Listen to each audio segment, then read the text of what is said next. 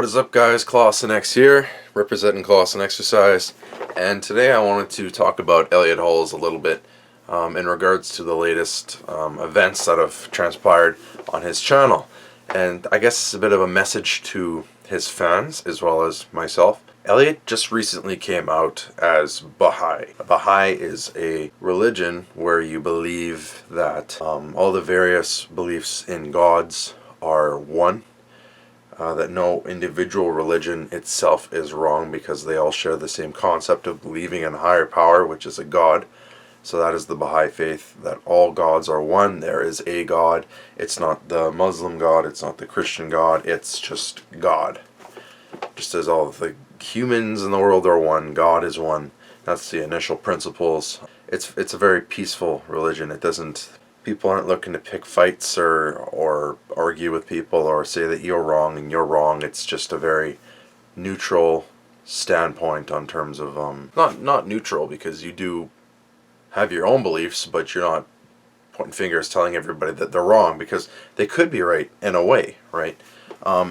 So Elliott Hulse has been Baha'i for years and years. This is nothing that is new to him. It is to us, because he let this out with us. He says that his Baha'i faith is what ignited his core values with how he perceived weightlifting and what he taught people in his Old Elliott series. So him just announcing this to us now is more of his public declaration to YouTube, right? He already knew this in himself and with his wife and with his family, but now he's letting the YouTube world know. He's always been YouTube Elliott.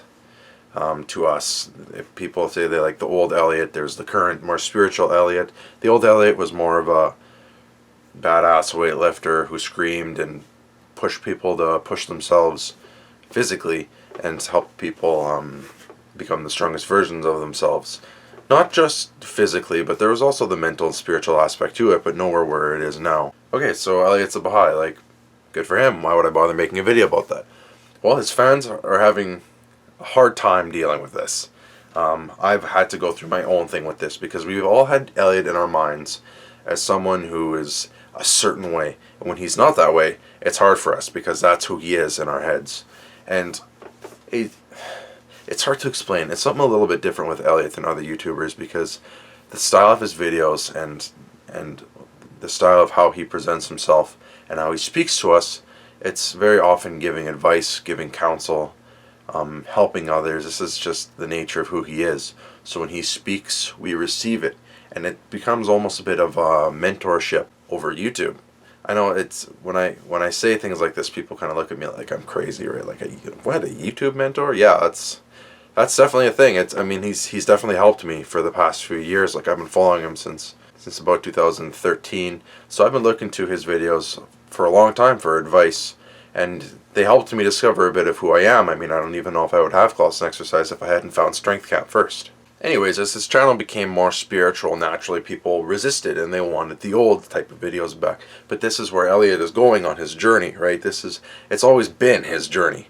A lot of people just jumped on right when it became all physical, hard work. But his journey kept going. It just changed paths a little bit, and people still want to be where he was then, not where he is now. So there were fans that were already like that, and now he's added this whole new religion aspect. So you have people saying, I want the Old Elliott, and people who are still dealing with the spiritual Elliott but are now dealing with the religious Elliott. And now this is a whole nother slice of the pie here now, because we have people who were always okay with everything Elliott did, but they were atheists and they have a hard time understanding what a higher power might be. And now you have this whole thing about religion versus non-religion in his comment sections. And I've just found it so interesting, because he's gone on such a unique, unusual journey that we've all kind of tagged along to see where it's going to go. And you're just seeing what his fans think about this and this. It's like an ongoing movie with live action commentary, right? We're all just kind of looking into his world and giving our opinions on what he's doing and what he should be doing. And we probably should be giving more criticism to our own lives. I know I'm doing like a lot of explaining, but if you weren't completely up to date with everything that's going on, this would seem like a completely crazy video, and I just wanted to clarify. But my message is that no matter what kind of Elliott Hulse fan you are, it comes to a point where you have to let go of that old Elliott. You have to let go of, and this isn't even just like about Elliott. This is more just about mentors in general. Like, at some point, you can't keep learning from the master. You have to become your own person. I mean, everyone has a mentor or someone in their head they look up to, but the fictional, non-fictional, it doesn't matter. At some point, you realize, like, you hit a point where it's just like, I've learned all I need to learn from you, or you hit a point where I don't agree with your methods and the path you're going. Thank you for your teachings, but I'm going to go this way. This could be like a teacher or a pastor or your dad or someone that you look up to and you've been following for years. You don't have to like everything they do. You don't have to stay connected to your mentor your whole life, because you're not trying to become them. They're giving you assistance and perspectives from their own lives to help guide you in yours. That doesn't mean that you become them. You don't take over their life and make it your own life. Like, you don't have to be a model of who they are. At some point, you have to learn to go out on your own and start your own path. I mean, this YouTube channel was inspired by Strength Camp, but I can't make a Strength Camp. Like, one day it could be very possible to invest in a warehouse and start my own Strength Camp type thing, but it will never be Strength Camp. It will be whatever I name it at the time. It'll be something off of Class and Exercise. It's going to be my own journey, my own path, my perspective. People will have to deal with me for who I am and my beliefs. And one day people might not like the type of videos I make, and that's fine. You may have actually seen me comment on Elliott's videos. He actually pinned one of my comments in his last videos. So I guess he is reading what I'm saying. And I wanted to make a video just kind of to clarify. And if anyone comes checking on my channel to see what I'm about, I wanted to have something that explained it. And remember, it is very bold to come out and say the things that you're saying. Like, these are my beliefs. When you're someone who has millions of people who subscribe to you, you're gonna get backlash. It's bound to happen. He could have just not. He could have just not told us like he has been and just kept going where he was going.